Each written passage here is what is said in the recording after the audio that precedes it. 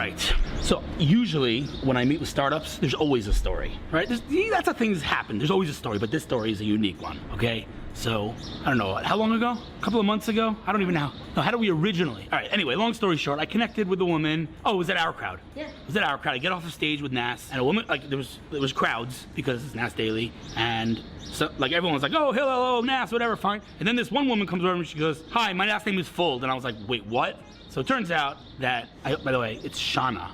Shanna. Yeah, God, Shanna. All right. Confusing. So Shanna, you can come in, by the way, and say hi if you want. You add color to the frame. So Shanna. Shanna Fold. Okay, so we were like, okay, we need to have a cup of coffee because our last name's Fold and we're definitely related. So we had coffee. You met with her a couple of weeks ago and we were schmoozing about her and Israel, and she tells me the company she's working at, TipRanks, and I'm like, I know that name. What's the name of your CEO? And she's like, Uri. I'm like, I look up on Facebook. I'm like, oh, me and Uri go way back. We never met. So I've sent you probably, I don't even know how many CVs over the years. I've heard of TipRanks. Now I heard about it more, but I've been kind of following from the background this company, and now we're finally sitting. And I have to say, I'm a little bit blown away because you're breaking a lot of rules. For starters, you're profitable. So you're like, that's already like 99% of startups don't even, but I'm jumping to the end. Let's start from the beginning. What's your name? So my name is Yuri Greenbaum. Was it Yuri? I tend to call myself Yuri because in the US people find it difficult to say Uri. I hear you. I'm getting everyone's names wrong today. No, you got my name right, but I learned to live with the fact that people that speak English call me Yuri. Okay, all right. So we'll go with Uri then. Okay, let's go with Uri. Okay, so Uri, let's before TipRanks, real quick. What'd you do before? So in the army, I used to fly drones for.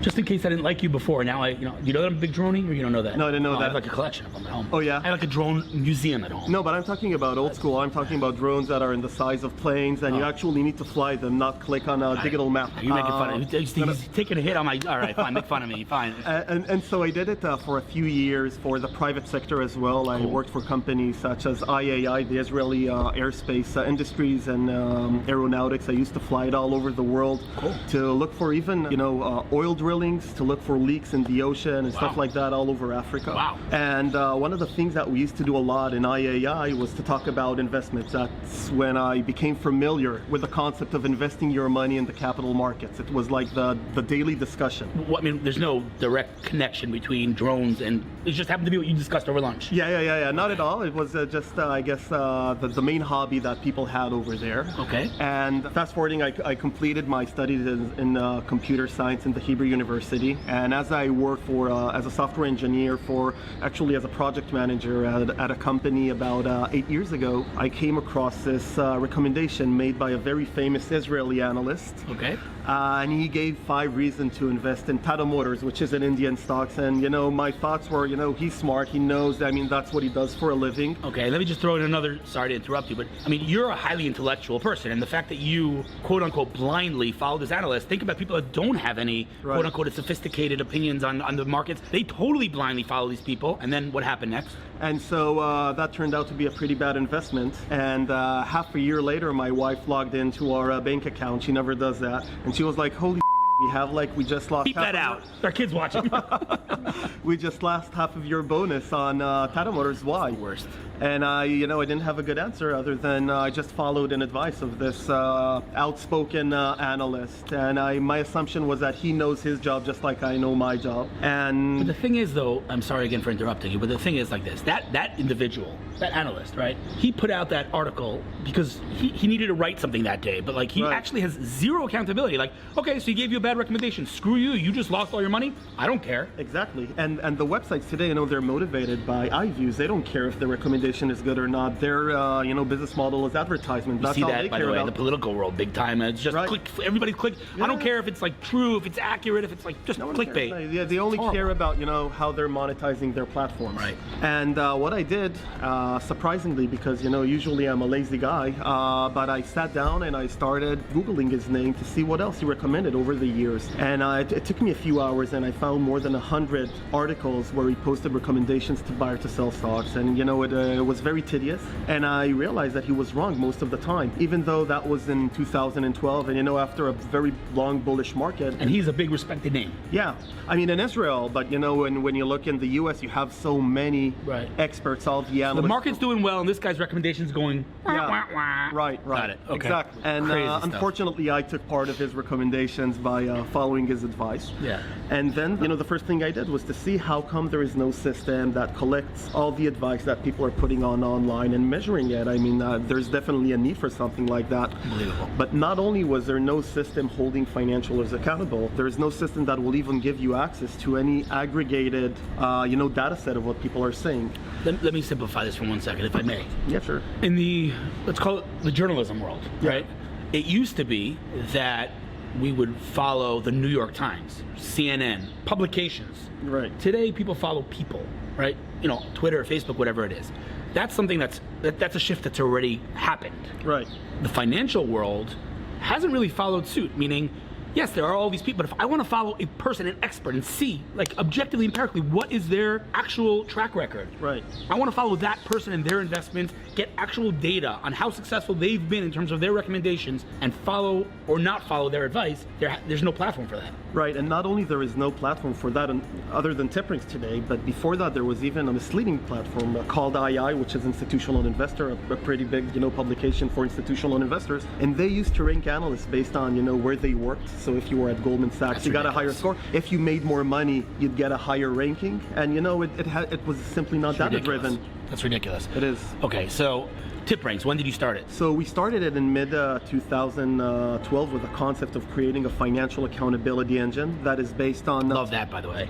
Thank you. Financial accountability engine. It's a fantastic name. And so that is based on NLP algorithms where we read, we're analyzing. Natural language processing. Talk to normal people. A lot of buzzwords. So we have algorithms that can read anything that is published online, and we're analyzing tens of thousands of textual articles on a daily basis. If it is financial news, it is social media, financial blogs, SEC filing reports that the banks are producing and are sharing with us today because they understand that we have a real impact on this industry. So you're taking all this textual data and you're basically translating it, or what's the word when you visualizing it? Maybe. I like it. Visualizing. Yeah. All right. Yeah, I was going for a different way. I like that though. But you're visualizing into actual consumable research tools. Okay, and so I, as an investor, by the way, I could be a very advanced investor. I could be a pretty newbie investor. Can say, okay, this person clearly has a track record. I want to follow them and their investments and go all in. No, either follow them. Let's look at the simple scenario. You don't need to follow them, but you just, you went on CNBC and you saw that Goldman Sachs just recommended a stock that you don't recommend. Run his name at TipRanks, see if he's any good. You just, you just read a blog where someone is giving you 5 reasons to dump Apple.